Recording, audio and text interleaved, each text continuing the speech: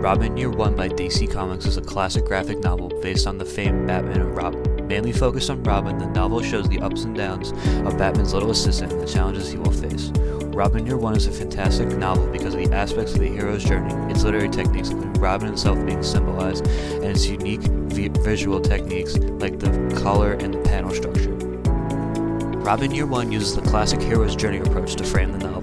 Following the technique almost identically, it is put into a little bit of a spin-off, meaning the ordinary world in the beginning and the end include Robin being Batman's assistant. We get no childhood history, any parental information, or how he became such a great fighter. It legit starts right as Robin is Batman's partner.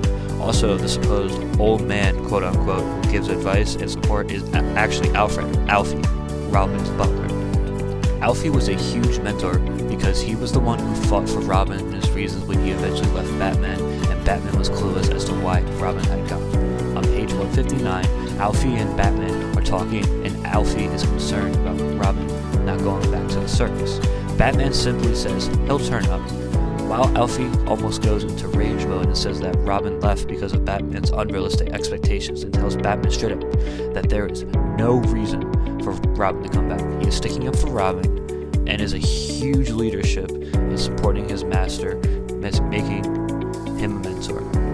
For the hero's journey, the big task is for when Robin has to defeat Shrike, the leader of the secret academy that Robin attended, while absent of Batman's partnership. This is just the norm for most comic books, but is mostly important because it helped Robin become Batman's partner. Here are some pictures. Robin Year One also uses very strong literary techniques, and there is a main character itself that has its own symbol. That symbol is Robin. Robin is a symbol because he is seen as a weak point for the enemies.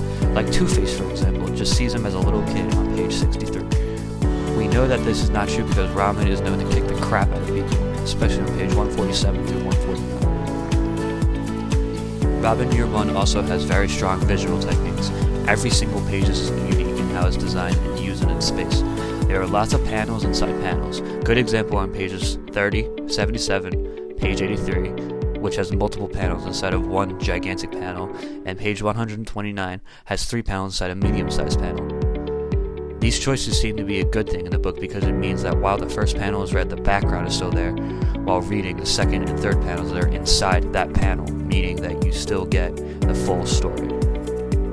Another visual technique is that of the color and text used. The color in this book is just fascinating. It also contradicts itself between pages, meaning it can be all bright and hunky-dory on one page, and the next can be a depression filled with dark colors and moody-looking drawings. A good example of this can be found on pages 63 through 65. Another can be found on page 80, where one panel is so gray and depressing and the next is very dark and not very inviting.